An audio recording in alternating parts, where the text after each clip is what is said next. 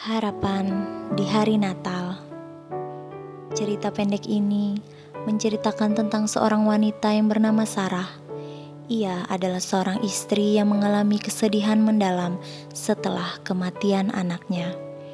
Rasa duka yang mendalam itu membuat Sarah menjadi depresi dan berakhir menyalahkan Tuhan. Mengapa Tuhan merampas semua kebahagiaannya dalam sekejap? Hingga pada suatu hari, Sarah bertemu dengan seorang wanita yang bernama Melissa. Melissa menguatkan Sarah dan mengubah pemikiran keliru Sarah selama ini. Hingga pada akhirnya, Sarah lebih mampu bersyukur dengan segala hal yang terjadi padanya.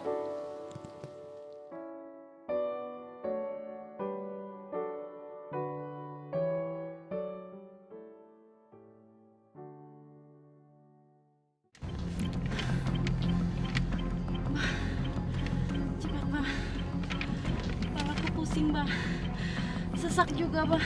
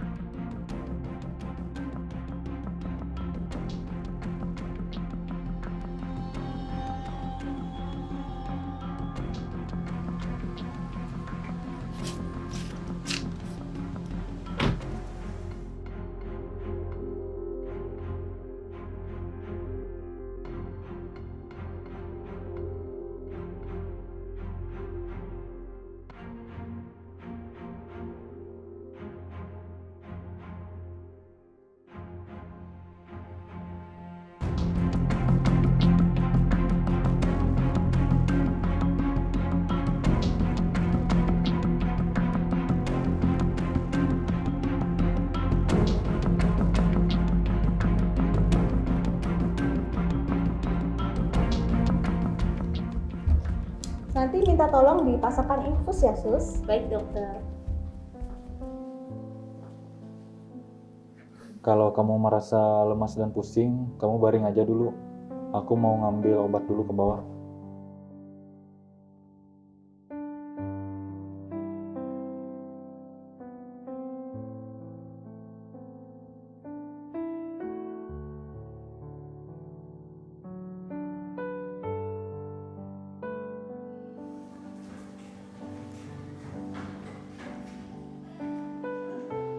Selamat malam Ibu Sarah. Selamat malam. Perkenalkan, saya Suster Margaret. Saya mau pasang infus Ibu ya. Iya, silahkan, suster. Selamat malam Bapak. Saya Dokter Lina ya, yang udah periksa tadi Mbak Sarahnya. Jadi dengan Bapak Rino ya. Iya, Bapak. Jadi tadi setelah saya sudah periksa Mbak Sarahnya ini nampaknya kemungkinan ada peningkatan asam lambung. Jadi kalau terus menerus dibiarkan begini bisa memperburuk keadaan Mbak Sarahnya. Nah, saya mau tanya Pak, kira-kira Mbak Sarah ini pernah nggak mengeluhkan sulit tidur kalau malam hari? Betul dokter, istri saya tadi malam juga mengalami susah tidur. Dan ini sudah mengalami yang kesekian kalinya, makanya membuat dia drop dokter. Waduh Pak, ini sudah berulang kali berarti lah. Kalau kayak gini biasanya keluhannya kalau dibiarkan terus menerus dia bisa memperburuk keadaan Bapak istrinya Pak. Ya, kira-kira ada nggak sesuatu yang Ibu Sarah pikirkan sehingga sampai susah tidur nih? Iya dok, sejak putri kami meninggal, istri saya mulai berubah 2 tahun yang lalu. Gitu ya. Apa udah pernah lah periksa ke psikolog gitu atau ke psikiater gitu sebelumnya? Sudah pernah dok, bahkan sudah diberi obat juga. Ya seperti ini lagi, sulit dok. Hal yang seperti ini yang membuat istri saya tidak semangat lagi untuk berobat. Wah, saya sudah mengerti Pak ya. Support dari keluarga memang sudah bagus ya. Udah temanin ibunya buat periksa ke psikiater, ingatin minum obat gitu ya. Jadi sekarang ibunya kita rawat inap dulu, nanti kita pantau dulu 2-3 hari, dirawat dulu di sini untuk perkembangannya. Jikalau nanti udah selesai dirawat di sini, bisa nanti ke dokter spesialis yang spesialis jiwanya untuk dirawat yang tentang kehilangan anaknya tadi ya. Gitu dulu ya. Nanti kita prosedur ini dulu prosedur rawat inap dulu. Nanti pian tanda tangan ya Pak ya untuk prosedur rawat inapnya. Ada yang mau ditanyakan lagi Pak sejauh ini? Tidak ada dokter, terima kasih. Iya Pak, silakan Pak.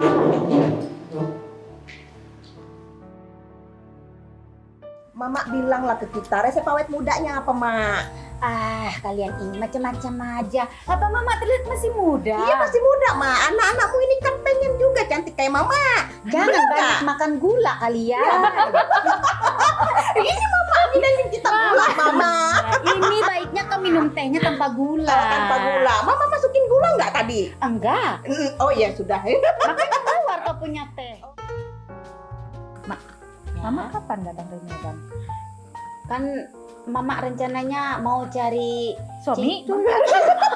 Masa Anakmu aja baru satu suaminya.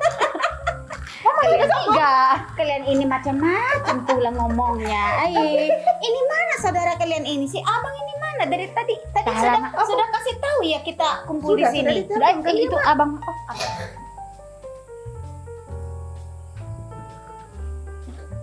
Kapan Mama datang? Sehatnya Mama? Sehat aja Mama ini, tapi kalian nampak kurus sekali badan kau, Bang. Bagaimana dia bisa sehat, Mak? Dia akan mengurus istrinya terus. Istrinya terlalu dimanjakannya. Abang. Sakit lagi kah istrimu, Nak? Masuk rumah sakit lagi sekarang? Kemarin kumat lagi sakitnya. Ke dokter sudah, ke psikiater pun sudah. Bingung saya, Mak. Paling seperti biasa, Mak. Mengurung diri, menangis di kamar, meratapi nasib. Seperti itu terus kerjaannya. Heranlah aku. Padahal aku punya teman. Suaminya meninggal. Ya oke lah, bersedih lah boleh. Iya. Tapi dia bangkit lagi demi anak-anaknya.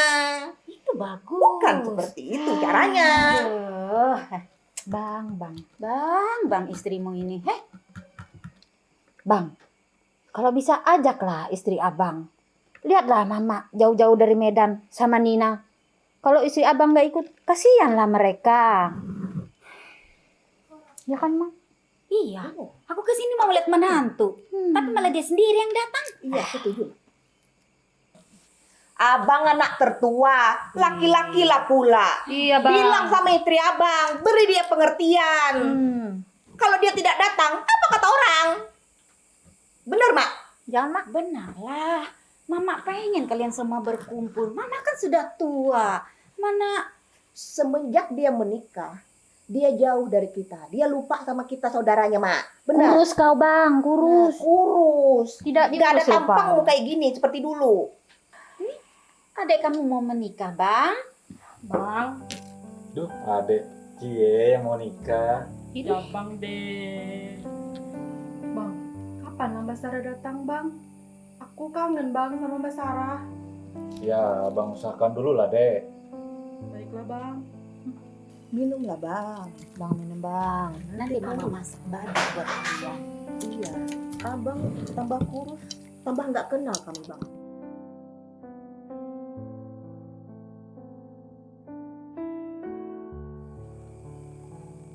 Dek, rencananya kan bulan Desember si Nina mau nikah nih. Jadi ibu pengennya kita kumpul. Gimana, kamu mau nggak rindu nih sama suasana Natal? Abang aja itu, saya di rumah aja. Mana bisa aku sendiri. Kita harus sama-sama. Lagian kan Nina ingin merayakan dengan keluarga.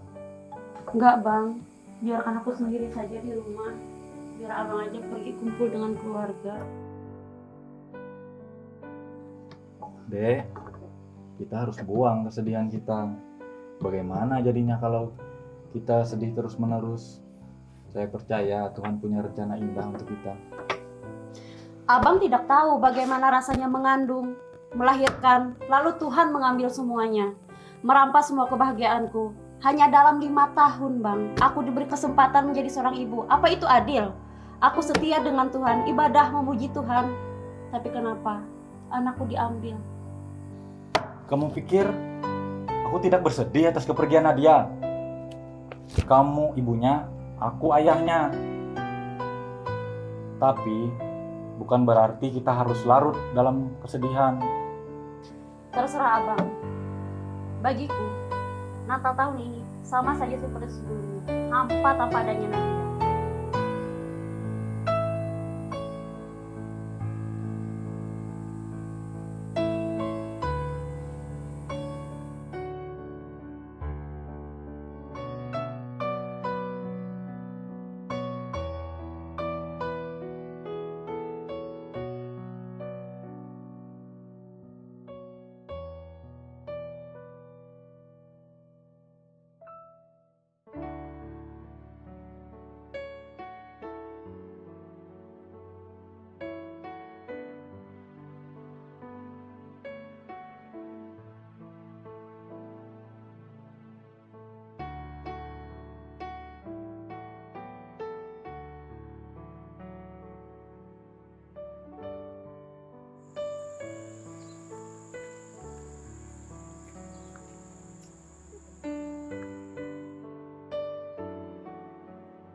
Saya lihat Mbak sendiri saja ya di sini. Oh, iya. Saya nggak ada lihat orang lain. Nama saya Melisa, Mbak. Saya Sarah, Mbak. Saya baru lihat Mbak di sini karena saya sering pergi ke sini, Mbak. Ini makam putri saya. Oh iya, saya sudah lama meninggalkan Indonesia, Mbak. Sejak 10 tahun yang lalu, semenjak anak dan suami saya meninggal. Kalau boleh saya tahu, mereka sakit, Mbak? Iya, Mbak. Suami saya terkena serangan jantung dan anak saya hampir 1 tahun terkena kanker, Mbak. Dalam 1 tahun itu, saya sudah kehilangan 2 orang yang saya kasihi, Mbak. Harta, benda yang saya punya juga habis terjual. Bagaimana Mbak melewati semua ini, Mbak? Karena jujur, saya sangat sulit menerima kenyataan ini, Mbak. Awalnya memang sulit, Mbak. Tetapi saya mencoba untuk mengucap syukur karena saya yakin rencana Tuhan itu indah, Mbak. Jangan pernah menyalahkan Tuhan ya, Mbak. Tuhan mengambil orang yang kita cintai itu karena Tuhan lebih sayang mereka. Saya merasa Tuhan tidak adil dalam hidup saya, Mbak. Emas diuji oleh api, Mbak. Manusia diuji oleh penderitaan. Dan penderitaan itu harusnya membuat kita kuat, bukan lemah, Mbak. Apalagi sampai meninggalkan Tuhan. Baca kitab Ayub ya, Mbak. Di situ kita bisa melihat betapa iman Ayub yang tidak goyah, walau diberi ujian yang sangat dahsyat. Saya sangat merindukan putri saya, Mbak. Yang sabar ya, Mbak. Nadia sudah tenang di sana. Nadia sudah bahagia bersama Tuhan Yesus. Iya, Mbak. Terima kasih ya, Mbak. Sama-sama, Mbak Sarah. Selamat Hari Natal ya. Selamat Hari Natal juga, Mbak.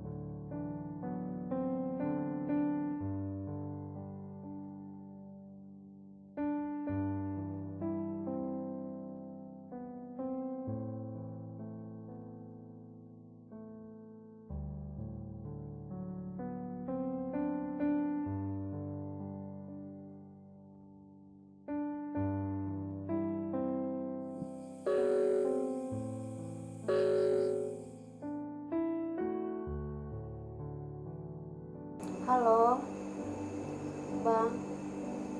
Maaf ya, Sarah selama ini keliru.